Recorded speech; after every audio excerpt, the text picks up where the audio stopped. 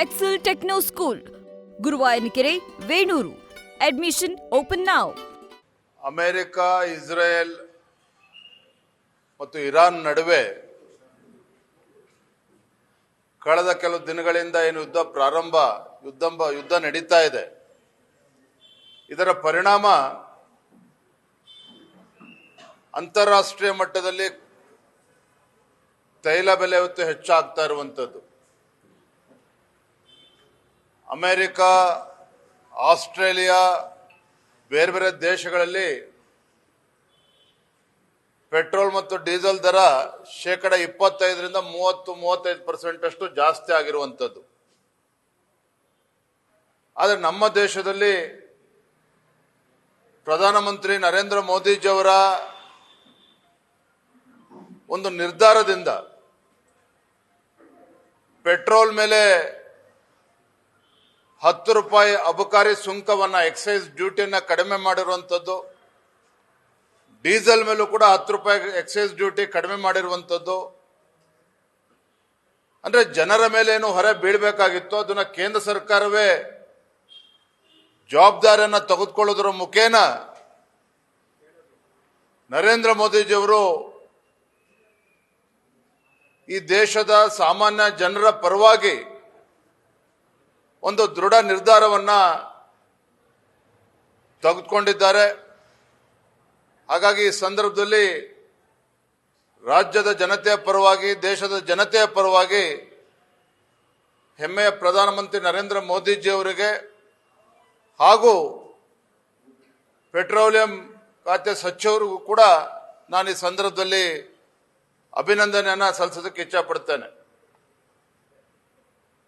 ನಮ್ಮ ರಾಜ್ಯದಲ್ಲಿ ಮಾತೆತ್ತಿದ್ರೆ ಕಾಂಗ್ರೆಸ್ನವರು ಈ ಸರ್ಕಾರ, ಕೇಂದ್ರ ಸರ್ಕಾರವನ್ನ ಟೀಕೆ ಮಾಡೋದ್ರಲ್ಲೇನೆ 3 ವರ್ಷಗಳ ಕಾಲಹರಣ ಮಾಡಿದ್ದಾರೆ. ಆದ್ರೆ ನರೇಂದ್ರ ಮೋದಿಜಿಯವರ ಜನಪರ ಕಾಳಜಿ ಏನು ಅನ್ನೋದನ್ನ ರಾಜ್ಯದ ಮುಖ್ಯಮಂತ್ರಿಗಳು ಕೂಡ ಅರ್ಥ ಮಾಡ್ಕೋಬೇಕಾಗ್ತದೆ, ಅವರ ಸಚಿವ ಸಂಪುಟದ ಸದಸ್ಯರು ಕೂಡ ಅದನ್ನ ಅರ್ಥ ಮಾಡ್ಕೋಬೇಕಾಗ್ತದೆ. Yes sir.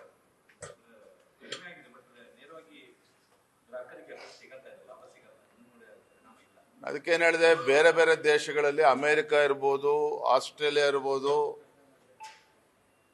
25%, 30%, 35% ಜನರ ಮೇಲೆ ಹೊರ ಬೀಳ್ತಾ ಇದೆ. ಅದೇ ಕೇಂದ್ರ ಸರ್ಕಾರದ ನಿರ್ಧಾರದಿಂದ ಅಬಕಾರಿ ಸುಂಕ ಕಡಿಮೆ ಮಾಡಿರೋದ್ರಿಂದ ಬಹುಶಃ ಜಗತ್ತಿನ ಯಾವುದೇ ರಾಷ್ಟ್ರಗಳು ಈ ರೀತಿ ಕಡಿಮೆ ಮಾಡಿರೋದಕ್ಕೆ ಸಾಧ್ಯ ಇಲ್ಲ. ಅಂತ ದೃಢ ನಿರ್ಧಾರವನ್ನ ಪ್ರಧಾನಮಂತ್ರಿಗಳು ಮಾಡಿರುವಂತದ್ದು ಸ್ವಾಗತ ಮಾಡ್ತೇನೆ.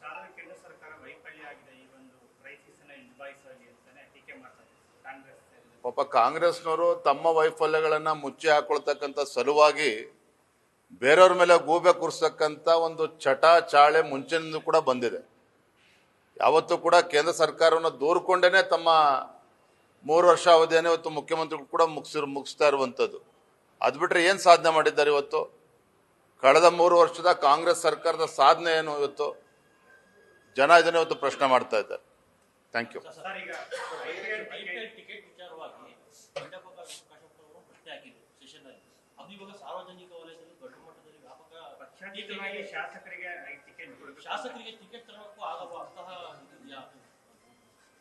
ನಾನು ನಿನ್ನೆ ಆಡಳಿತ ಪಕ್ಷದ ಶಾಸಕರು, ವಿರೋಧ ಪಕ್ಷದ ಶಾಸಕರ ಹೇಳಿಕೆಗಳನ್ನ ನಾನು ಗಮನಿಸಿದ್ದೇನೆ. ವೈಯಕ್ತಿಕವಾಗಿ ನಾನು ಅದನ್ನು ಒಪ್ಪೋದಿಲ್ಲ, ಅವರ ಹೇಳಿಕೆಗಳನ್ನ. ಇವತ್ತು ರಾಜಕಾರಣಿಗಳು ಅಂತ ಹೇಳಿದ್ರೆ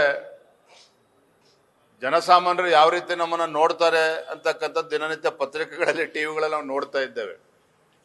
ಕಳೆದ ಬಾರಿ ಇದೇ IPL ಮ್ಯಾಚ್ ಸಂದರ್ಭದಲ್ಲಿ ಆಡಳಿತ ಪಕ್ಷದ ಮೂರ್ಖತನದಿಂದ 11 ಜನ ಮುಗ್ಧರು ಪ್ರಾಣವನ್ನ ಕಳೆದುಕೊಂಡ್ರು.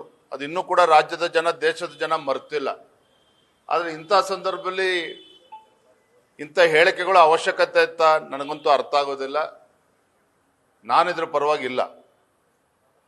ಒಬ್ಬ ಶಾಸಕರಾಗಿರ್ತಕ್ಕಂಥವ್ರು, ಜನಪ್ರತಿನಿಧಿ ಆಗಿರ್ತಕ್ಕಂಥವ್ರು, ಜನಸಾಮಾನ್ಯರಿಗಿಂತ ನಾವು ವಿಭಿನ್ನ ಆಗಿದ್ದೇವೆ, ನಾವು VIP ಅಂತಕ್ಕಂಥದ್ದು ಇದು ಖಂಡಿತ ಇದು ಒಳ್ಳೆ ಬೆಳವಣಿಗೆ ಅಲ್ಲ. ಇದಕ್ಕೆ ನನ್ನ ಬೆಂಬಲ ಇಲ್ಲ.